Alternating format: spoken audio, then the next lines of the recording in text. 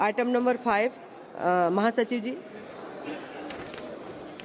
Sir, I have to report that Rajya Sabha, at its sitting held on the 1st April 2025, agreed without any amendment to the Tribhuvan Sahakari University Bill 2025 as passed by Lok Sabha. Item number 6, माननीय श्री चंद्र प्रकाश जोशी जी। धन्यवाद सभापति जी। मैं आज की कार्यसूची में अपने नाम के सामने क्रम संख्या 6 पर यथा सूचीबद्ध याचिका समिति का प्रथम प्रतिवेदन हिंदी तथा अंग्रेजी संस्करण सभा में प्रस्तुत करता हूँ। आइटम नंबर 7, माननीय Shri Dean Kuriakose ji. Sir, I rise to lay the 366 report on demands for grants 25-26 pertaining to the Ministry of Youth Affairs and Sports in English and Hindi version of the Standing Committee of Education, Women, Children, Youth Affairs and Sports as listed against my name at serial number 7 in today's order paper. P. Chandrasekhar. Pursuant with para 5 of the Appendix 1 of Delegation of Financial Power Rules 2024 regarding withdrawal of advance from Contingency Fund of India, I would like to lay a statement on the table of the House that Ministry of Finance, dated 15/1/2025, conveyed the sanction of President of India for amount 235 crore 95 lakh and 10,000 on the request made by Department of Telecommunications, Ministry of Communications, and an amount of rupees 141 crore 5 lakh 91,093 was withdrawn from contingency fund during the budget session of Parliament to provide loan to MTNL for servicing of the sovereign guarantee bonds of Series 7C, 7D, 8B, 8D and 7E. Thank you. Item number 9, Shri Kiren Rijiju ji. अध्यक्ष महोदय, मैं निम्नलिखित प्रस्ताव पेश करता हूं कि यह सभा 1 अप्रैल 2025 को सभा में प्रस्तुत कार्य मंत्रणा समिति के 9वें प्रतिवेदन से सहमत है।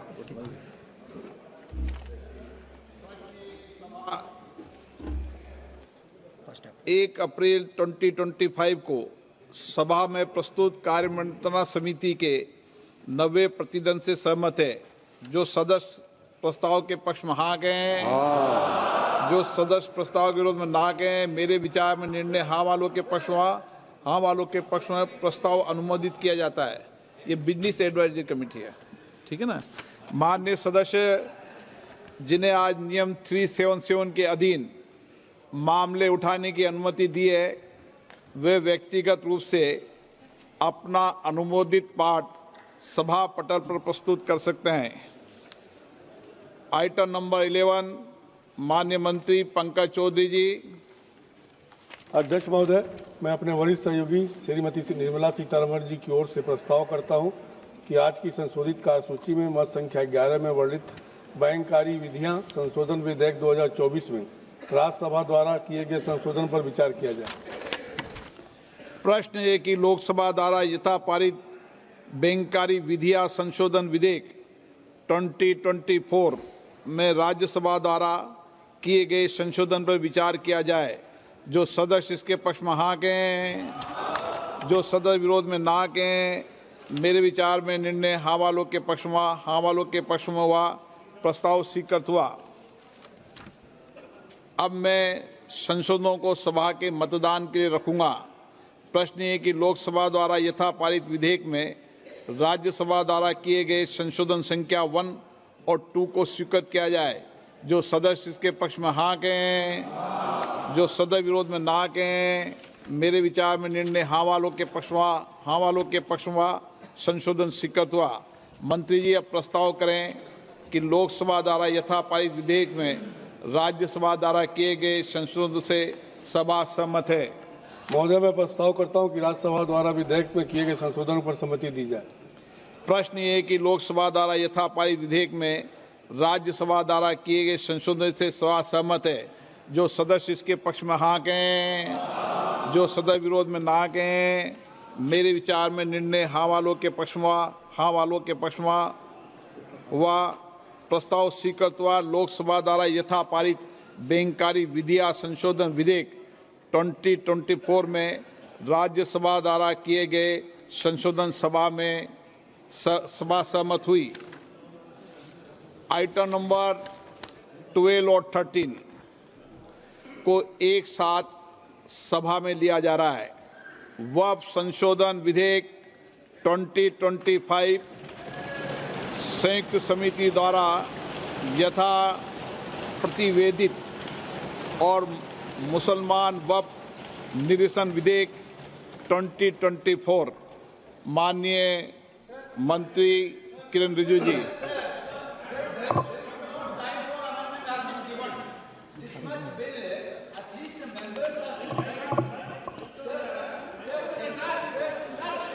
हाँ, बोलिए। This type of bill, when you are bringing it to the House, at least the members has to have the power to give amendments. Yesterday, what happened, sir? This bill has been brought into the notice of member only afternoon, around afternoon. Then the amendment time will be ceased till 3:30. Then how can the members move amendments, sir? This is basically you are actually bulldozing the legislation, sir. This type of legislation bulldozing is not happening in this house, sir. Sir, members has to go. Why that, sir? You need to give time for amendment, sir. Sir, there are several provisions to be given amendment. There is no time at all. Okay, आप सुनिए। आप बैठिए, एक विषय मैं दे दूं। माननीय सदस्यगण, मैंने सभी जो गैर सरकारी माननीय सदस्यों के जो भी संशोधन प्रस्ताव थे वह और सरकारी संशोधन प्रस्ताव दोनों को बराबर का समय दिया है। मैंने ऐसा नहीं किया कि आपके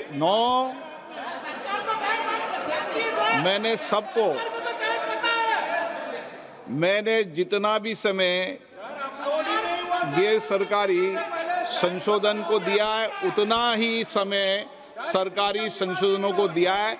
मैंने दोनों में कोई अंतर नहीं किया गया है। मंत्री जी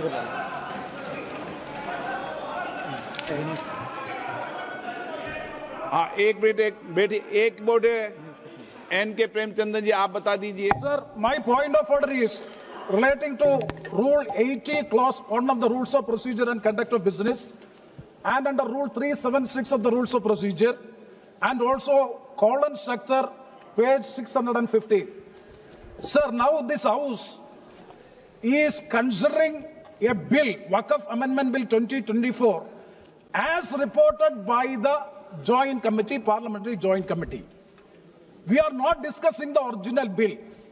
It is as reported by the Joint Parliamentary Committee. My definite question to the Honorable Speaker, sir, is whether the Joint Parliamentary Committee has the right to incorporate new provisions in the bill. It is beyond the powers and ambit of the Joint Parliamentary Committee. They have incorporated so many new provisions. I have no objection in respect of those provisions. Even 2A also, it is appreciable. We don't have any objection. Sir, very serious technical matter. And kindly see, even the House, Speaker sir, even the House do not have the authority to make wait. You can reply after that. You can reply after. Sir, you can reply after me. Sir, even this Parliament, even this Lok Sabha, this August House, do not have the right to incorporate a new provision unless you suspend Rule 81. But what is Rule 81, sir? Sir, Rule 81 is very clear. Rule 81 says the following conditions shall govern the administrability of amendments to clauses or schedules of a bill. An amendment shall be within the scope of the bill and relevant to the subject matter of the clause which relates. Whether these so many provisions in the new drafted bill, extraneous provisions are also incorporated, that will not come within the purview. That is why I am saying even this House do not have the right to make new provisions unless, let me please, unless and until Rule 81 is suspended. I do agree, sir, I do agree with you. The government has the power. The minister has the power. The minister has the power to move amendments, and also they can recommend. Joint Parliamentary Committee can recommend. but they cannot come with new provisions as a newly drafted bill for which there is no right. Okay, and okay. Sir, I'm quoting column sector. Very मैंने important. पढ़ लिया, आपका मैं व्यवस्था दे रहा हूँ, पहले गृह मंत्री जी sir, बताएंगे। हो गया वो, मैं व्यवस्था दूंगा, पहले गृह मंत्री जी बताएंगे, फिर व्यवस्था।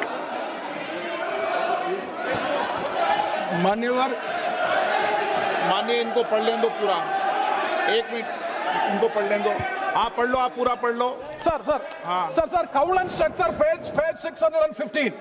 The motion for reference of a bill to a select committee may include instruction to the committee to consider matters other than those dealt with in the bill but relating to the subject matter of the bill.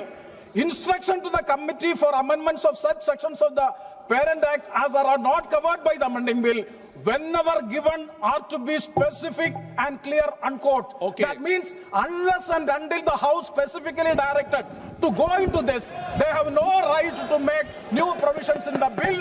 It is beyond the powers of the Joint Parliamentary Committee they have acted, for which I am seeking a ruling. आप बात खत्म करें। माननीय गृह मंत्री जी, आप बैठिए। ऐसा नहीं चलेगा माननीय सदस्य, मैंने सबको मौका दिया, प्लीज बैठिए आप। बैठिए। माननीय गृह मंत्री जी बोलेंगे। मान्यवर, माननीय सदस्य ने जो पॉइंट ऑफ ऑर्डर उठाया है, मैं इसके हार्द को सदन के सामने रखना चाहता हूं। भारत सरकार की कैबिनेट ने इस बारे में एक बिल अप्रूव कर सदन के सामने रखा। आपके द्वारा ये बिल जॉइंट पार्लियामेंट्री कमेटी को दिया गया, जिसका विपक्ष का भी बड़ा आग्रह था। कमेटी ने इस पर सुविचारित रूप से अपना मत प्रकट किया। वो जो मत प्रकट हुआ, वो मत फिर से कैबिनेट के सामने गया। कमेटी के जो सुझाव थे, ये भारत सरकार की कैबिनेट ने स्वीकार किए और अमेंडमेंट के रूप में किरण रिजिजू जी लेकर आए। ये तभी होता है जब ये ऑफिशियल अमेंडमेंट कैबिनेट की अनुमोदन के बगैर आता है। मान्यवर, मैं नहीं मानता इसमें कोई पॉइंट ऑफ ऑर्डर है, और आपका ही आग्रह था कि कमेटी जॉइंट पार्लियामेंट्री कमेटी बने। अगर कमेटी ने कोई बदलाव ही नहीं करने हैं, तो ये कांग्रेस जैसी कमेटियां नहीं, हमारी लोकतांत्रिक कमेटी है मान्यवर, जो दिमाग चलाती है। कांग्रेस के जमाने में कमेटियां होती थी जो थप्पा लगाती थी।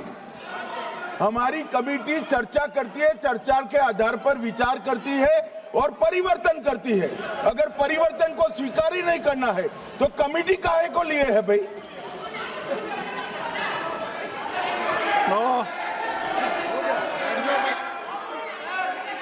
आप जब विधेयक पर चर्चा हो तो सबको मौका दूंगा। अभी 0 ओवर पर माननीय मैं इस पर अपनी व्यवस्था देता हूं। माननीय सदस्यगण, श्री एन.के. प्रेमचंद्रन जी ने जो प्रश्न उठाया है, वक्फ संशोधन विधेयक 2025 पर संयुक्त समिति में विधेयक कुछ खंड जोड़ दिए गए जो विधेयक के दायरे से बाहर हैं। इस विषय पर मैं माननीय सदस्यों का ध्यान कौल और शब्दों द्वारा रचित संसदीय पद्धति और प्रक्रिया की ओर आकर्षित करना चाहता हूं कि संयुक्त समिति की किसी भी विधेयक में संशोधन करने की शक्तियां बड़ी व्यापक और विस्तृत है। समिति किसी भी विधेयक में पूर्ण रूप से संशोधन कर सकती है या उसको पूर्णतः नया प्रारूप तैयार कर सकती है तथा विधेयक के सिद्धांत में परिवर्तन किए बिना उसका पूरा नाम और संक्षिप्त नाम भी बदल सकती है। इस प्रकार समिति किसी विधेयक में नए उपबंध सम्मिलित कर सकती है तथा विधेयक की व्याप्ति की समिति कर सकती है। विगत में कई संयुक्त समितियों ने विधेयकों में ऐसे संशोधन किए हैं। श्री किरण रिजिजू जी।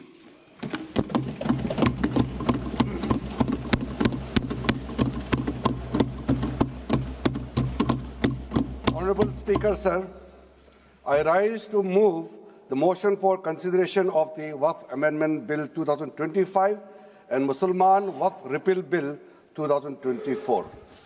अध्यक्ष महोदय जी, आपने जो रूलिंग दिया है जेपीसी के बारे में जिक्र किया है, उसी के साथ साथ जुड़ते हुए एक मिनट किरण जी, एक मिनट श्री सौगत राय जी संशोधन संख्या 108 को प्रस्तुत करें। आप बोल रहे थे ना? हाँ, under rule 77(2) of the rules of procedure, I propose that the Waqf Amendment Bill 2025 be recommitted for the purpose of eliciting further opinion thereon. Okay, माननीय मंत्री जी अब 12 और 16 पर अपना वक्तव्य दें।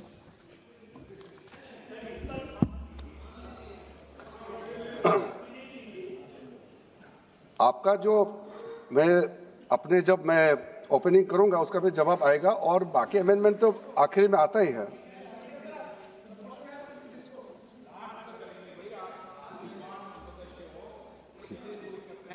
चलिए माननीय मंत्री जी। माननीय अध्यक्ष महोदय, हम सबको बहुत डिटेल में जाने का भी आवश्यकता नहीं है। कमेटी के बारे में उसका जिक्र काफी हो चुके हैं, लेकिन मैं इतना कहना चाहता हूं कि जो कमेटी इस बार दोनों सदन लोकसभा राज्यसभा मिला करके ज्वाइंट कमेटी में वक्फ अमेंडमेंट बिल पे जो चर्चा हुई है, आज तक भारत के संसदीय इतिहास में इतना व्यापक रूप से चर्चा, कंसल्टेशन और समय कभी नहीं दिया है। इसलिए मैं जो ज्वाइंट कमेटी में जितने मेंबर्स दोनों सदनों के लोकसभा और राज्यसभा में जो सदस्य उस कमेटी में थे, मेरे तरफ से सरकार की ओर से मैं धन्यवाद देता हूं, अभिनंदन करना चाहता हूं। अध्यक्ष महोदय जी, कुल मिलाकर के 97,27,772 याचिकाएं ऑनलाइन, फिजिकल, मेमोरेंडम के रूप में, रिक्वेस्ट के रूप में और सुझाव के रूप में पूरे तरह से सरकार ने देखा है, वो जेपीसी के माध्यम से हो या डायरेक्ट दिया हो, हमने सब उसको देखा है। इससे बड़ा कभी भी, इससे ज्यादा संख्या में किसी भी बिल के ऊपर में लोगों का याचिकाएं नहीं आया आज तक। कुल मिलाकर के 284 डेलीगेशन ने अलग अलग समुदाय के जो स्टेक होल्डर्स है, उन्होंने कमेटी के सामने में अपने बात को रखा है, सुझाव भी दिया है। 25 स्टेट गवर्नमेंट और यूनियन टेरिटरीज का वक्फ बोर्ड्स ने अपना सबमिशन भी पेश किया गया है।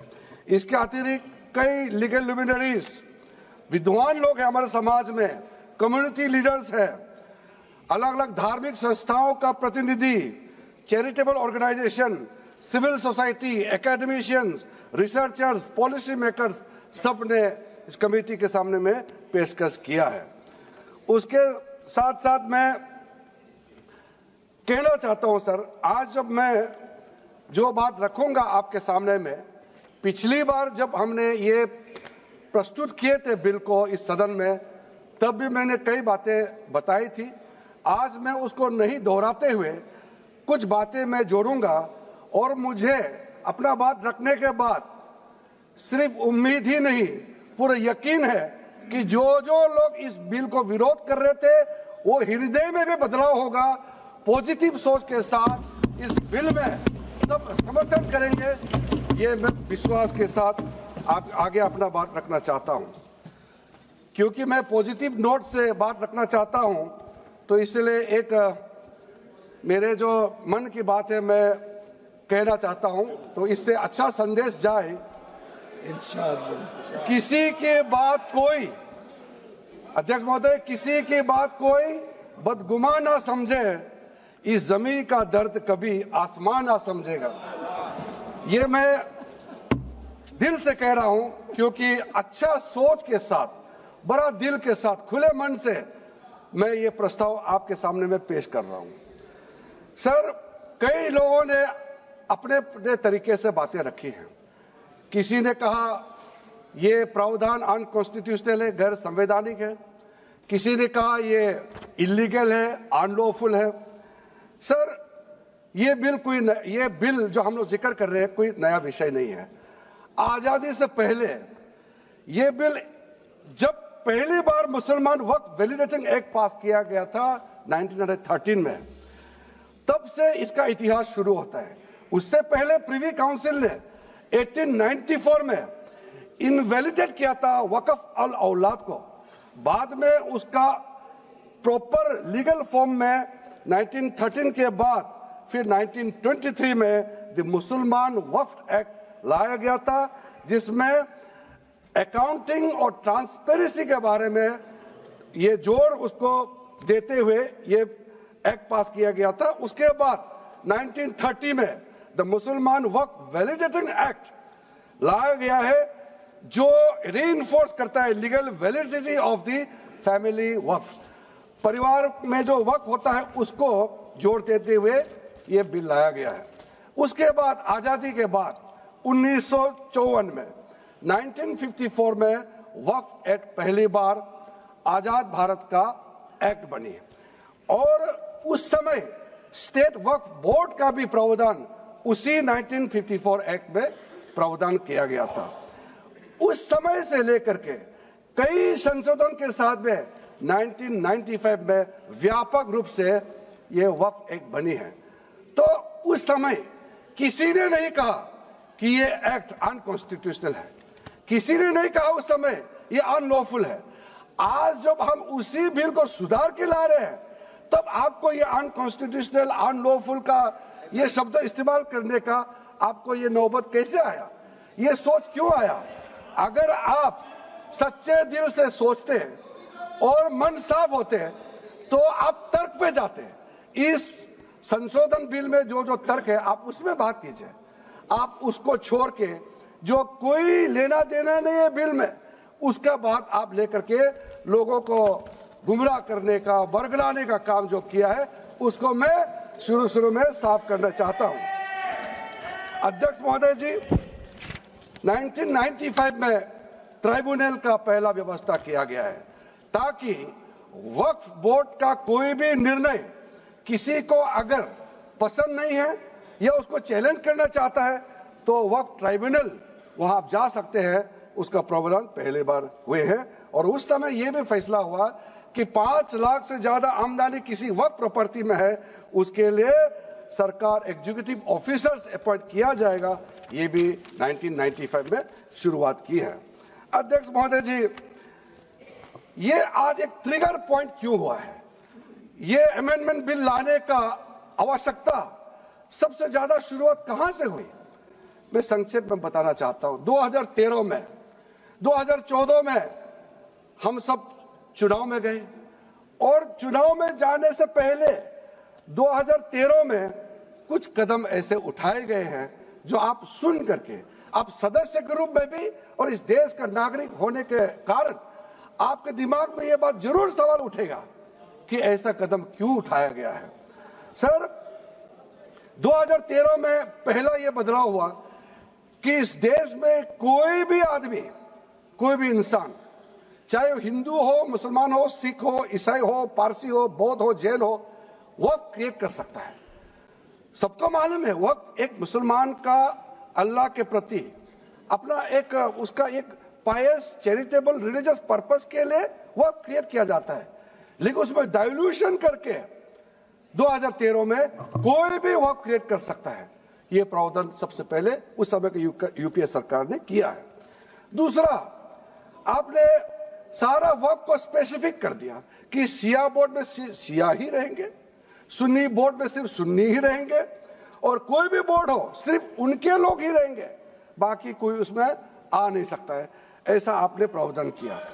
तीसरा, 2008, सर आप शांति से सुनने के बाद आप जो भी पूछेंगे हमारा रिप्लाई तो आएंगे ही सर। डिबेट का आखिरी में है, मेरा फिर से रिप्लाई होगा। तो अभी मैं जब शुरुआत में कुछ दृष्टिकोण रख रहा हूं, इसमें कोई हस्तक्षेप ना करे, ध्यान से सुनिए ताकि हमारा डिबेट का स्तर भी ऊंचा रहे और तर्क भी सामने में आ जाए। सर, एक प्रावधान आया सेक्शन 108। उस सेक्शन 108 में यह लिखा गया है कि वक्फ बोर्ड का जो प्रावधान है इस देश में कोई भी मौजूदा कानून के ऊपर में रहेगा, ओवरराइडिंग इफेक्ट रहेगा, ऐसा आपने कानून बनाया है। इस देश में ऐसा कानून कैसे मंजूर कर सकते हैं अध्यक्ष महोदय जी? हर कानून अपना अपना हिसाब से चलता है, लेकिन एक कानून दूसरे कानून के ऊपर में ओवरराइडिंग इफेक्ट होगा, ये कोई भी मान्यता नहीं दे सकता है। उसके बाद सर, मैं कुछ प्रोपोगेंडा साथ में जुड़े हुए हैं। उससे पहले जो 2013 में मुझे भी बहुत ताज्जुब हुआ कि ये पास कैसे जबरदस्ती करवाया है। 2013 में वक्त पे यूजर जो आपने प्रावधान डाला, उसके बाद 1970 से एक केस चल रहा था दिल्ली के अंदर में। दिल्ली के अंदर में हमारा सीजीओ कॉम्प्लेक्स है, पार्लियामेंट बिल्डिंग है, कई प्रॉपर्टीज है, और इसको वक्फ बोर्ड, दिल्ली वक्फ बोर्ड ने क्लेम किया कि ये वक्फ प्रॉपर्टीज है। उसके बाद ये केस चल रहा था अदालत में। उस समय यूपीए सरकार ने पूरा सारा जमीन को डी नोटिफाई करके वक्फ बोर्ड को दे दिया। 123 प्रॉपर्टी। अगर आज हम ये संशोधन लेके नहीं आते तो जिस सदन में हम बैठे हैं, ये पार्लियामेंट बिल्डिंग, इसको भी क्लेम किया जा रहा था। एयरपोर्ट, बसंत विहार, और अगर नरेंद्र मोदी जी का सरकार नहीं आते, अगर यूपीए का सरकार कंटिन्यू रहता, तो क्या क्या बिल्डिंग को डी नोटिफाई किया जाना था। 123 प्रॉपर्टी को तो डी नोटिफाई किया। मैं रिकॉर्ड में कह रहा हूं, अपने मन से कुछ नहीं कह रहा हूं, मैं ऑफिशियल रिकॉर्ड का बात बता रहा हूं। अध्यक्ष महोदय, आप काहे को उछल रहे हो? मैं अपने से थोड़ी बोल रहा हूं, जो हकीकत बात को बता रहा हूं। आप आराम से बैठ के सुनिए। आपके दल को और आपको सबको बोलने का मौका मिलेगा। माननीय मंत्री जी,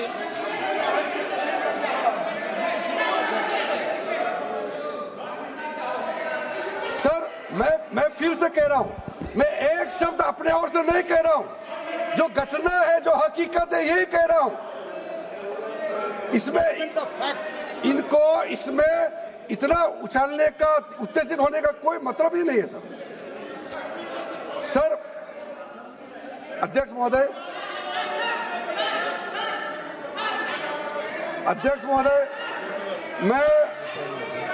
मैं आपके माध्यम से सदन को कहना चाहता हूं कि जो संवैधानिक बात उठा करके लोगों को गुमराह करने का जो प्रयास किया जा रहा है, उसको भी देश के सामने में सही बात रखना बहुत ही जरूरी है। एक बात बार बार इन लोगों ने कहा गया है कि